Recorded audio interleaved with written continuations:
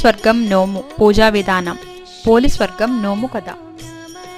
స్త్రీలు అత్యంత భక్తి శ్రద్ధలతో జరుపుకునే నోముల్లో పోలి స్వర్గం నోము ఒకటి. పురాతన కాలం నుంచి తన ఉనికిని కాపాడుకుంటూ వస్తున్న ఈ నోము ఈ తరం స్త్రీలకు కూడా ఎంతగానో ప్రభావితం చేస్తుంది. ఈ నోము జరుపుకోవడానికి కారణమైన కథ జానపద కథలా అనిపిస్తుంది. వినడానికి ఆసక్తిగా, ఆచరించడానికి ఇష్టంగా అనిపిస్తూ ఉంటుంది.